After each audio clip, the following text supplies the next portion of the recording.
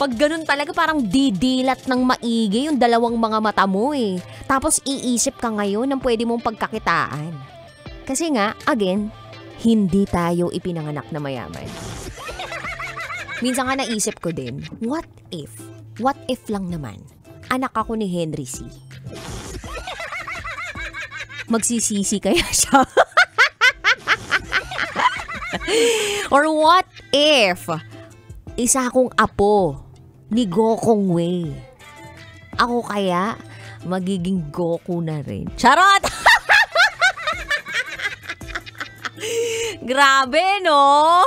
Kumaga yung sinasabi ko ngayon, ang corny-corny, nakakaasar, no? Pero, come to think of it, kabisyo, minsan, nangarap ka o nanaginip ka o na-visualize mo na what if ikaw ay mayaman? What if hindi mo na kinakailangan pang magtrabaho sa loob ng maraming taon para lang makasurvive sa mundong ito? Masarap kaya yung buhay pag ganun? Sige nga, sa mga mayayaman po dyang nakikinig, swap nga tayo ng life. Pwede bang exchange lang just for a day? Oo, isang araw lang naman yung hinihiling namin na kami yung magkaroon ng driver, kami yung magkaroon ng mga alalay, kami yung magkaroon ng yaya, kami yung magkaroon ng maraming pera, yung hindi namin iniisip yung presyo ng item na tinitingnan namin sa mall. Doon mo malalaman daw kasi kung mayaman yung isang tao eh. Kapag pumunta sa isang mall, tapos pumunta sa mismong store, hindi chinecheck kung magkano yung mismong babayaran.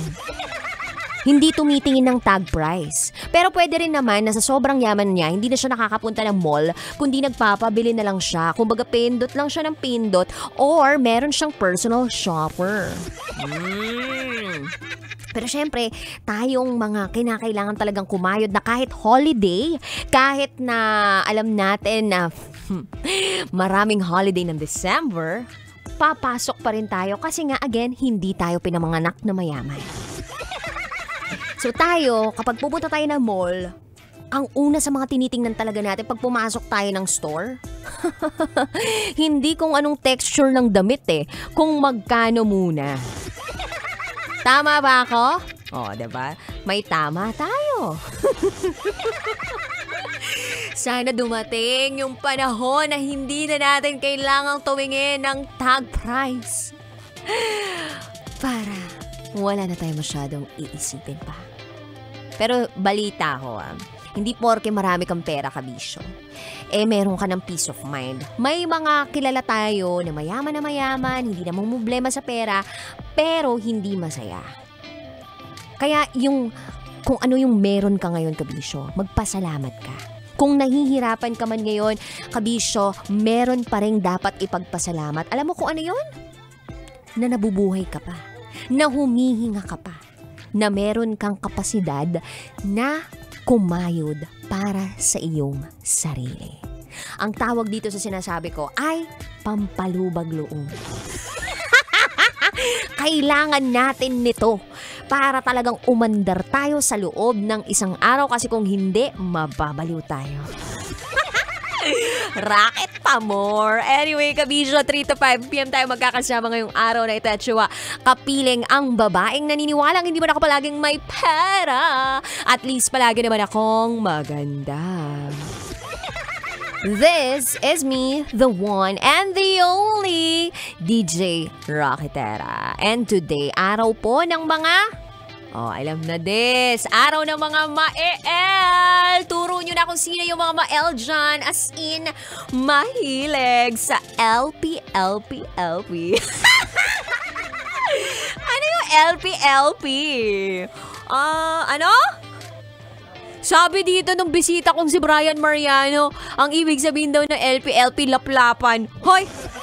Sa bagay, pwede rin naman. Alam mo kung bakit? Kasi laugh-laughan. Ano bang Tagalog ng... Ano bang English ng tawa? Di ba laugh or laughter? Oh. So, laugh-laughan. Yun yung mga...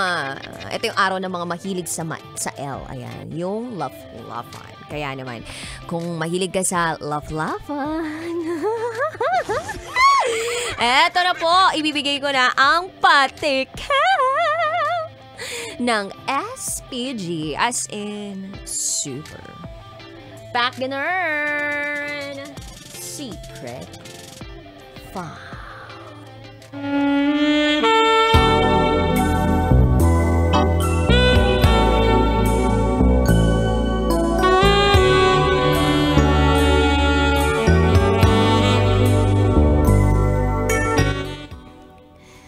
Sinusubo ko kahit hindi ako makahinga.